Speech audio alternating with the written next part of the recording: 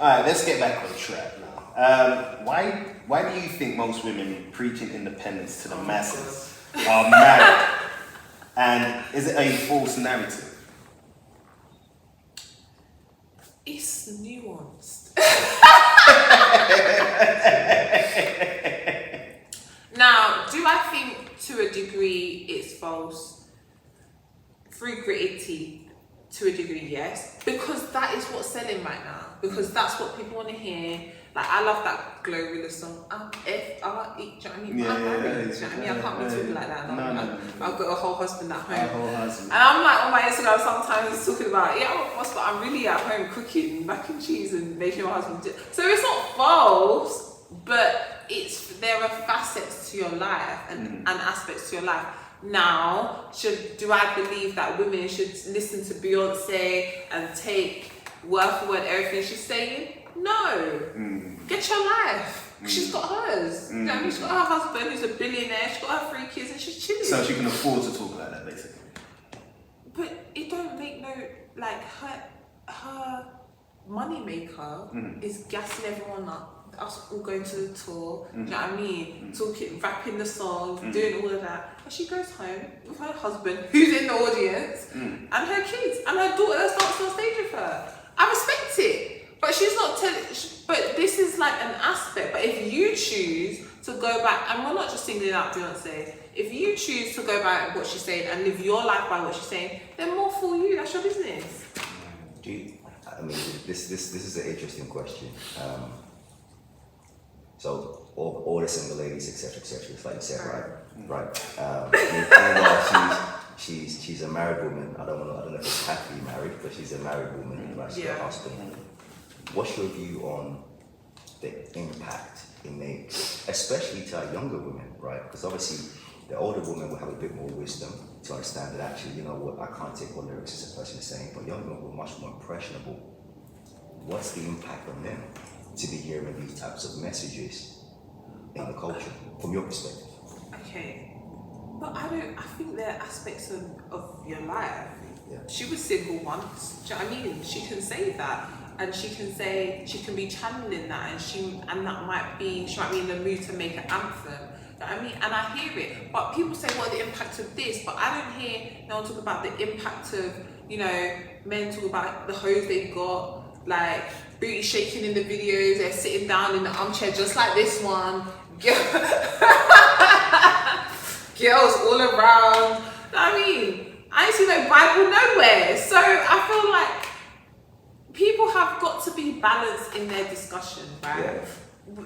Artists are allowed to express themselves at certain times in certain ways. We may not necessarily always agree with what they're saying, but you have to be able to look beyond just what a song is saying and what culture is saying and figure out what works for you. What work do you have to do? I can sing like all the single ladies, but I've got a ring on my finger. Now am I going to act like a single woman? No. Do you know what I mean? But if you choose to, that's your business. Is it more cheeky about, we know how powerful music is and how influential music is, and not just music, movies, etc. Divorce rates in the UK now are at, I think, 42%. Yeah. In our culture, black people are getting less and less married than ever before compared to the 1960s and 70s.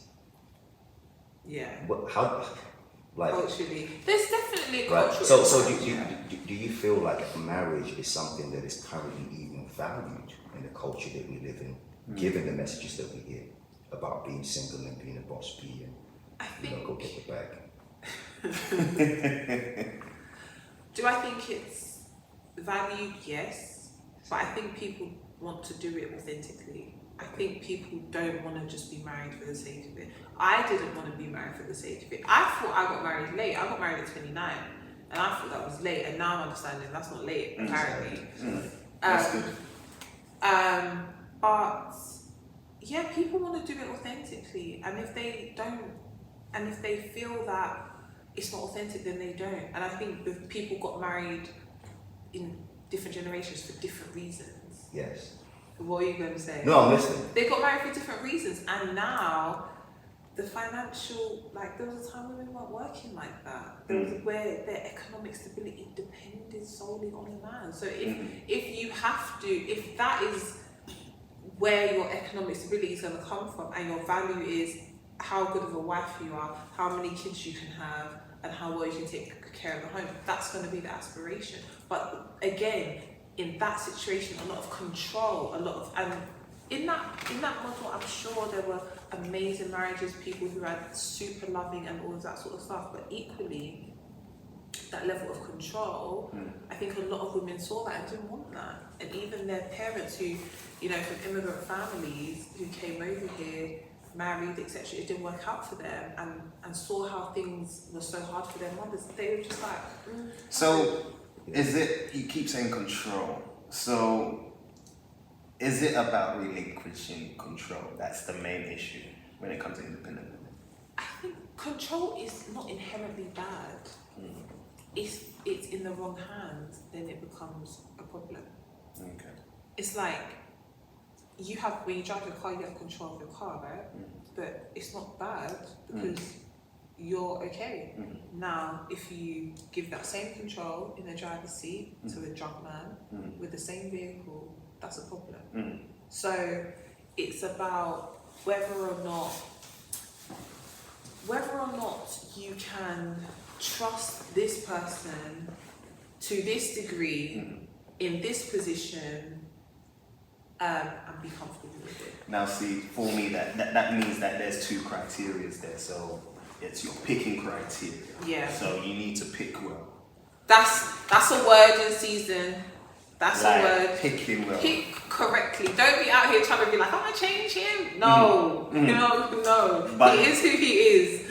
But then after you pick, there needs to be a want to submit, and I think that's what's failing in today's society. I think ladies want to. I know guys don't believe me when I say this, but they want to. But you also have to have patience and affirm. Not you, but. But you guys have to have patience and affirm her through it. If she has an issue with that, affirm her through it. Do you know what I mean? If she has an insecurity, recognize it and say, you know what, I understand. What can I do to make this easier for you? What do you need to see? What can I do to allow me to lead? Is that what we're saying? What can I do to make you feel more comfortable with this? What can I do to... If you're having an issue with this, why are you having an issue with this? What can you also do to deal with your own issues with this? Because I have done what I can do. I've been solid, all of that sort of stuff. So I need you to take some steps. It's a relationship. Relationships are not linear. It's interesting. Let me just tell this question, please. I was going to ask a different one. So, for teaching from, I was understand, for women who have, you came from a family where your father was in your life, your brothers around you. For women who've come from broken homes, dad wasn't in the house. They've never really had a model of what it looks like really to even follow leadership or to even submit to authority. That's really hard. How do you account for that? Do you know what? I can't, because since I've been married, like me and my mum were close anyway, but I have to call my mum every day, like a couple times a day. And I have to call my dad every day because I grew up in a household that was so tight-knit. My brothers and I live in each other's pockets.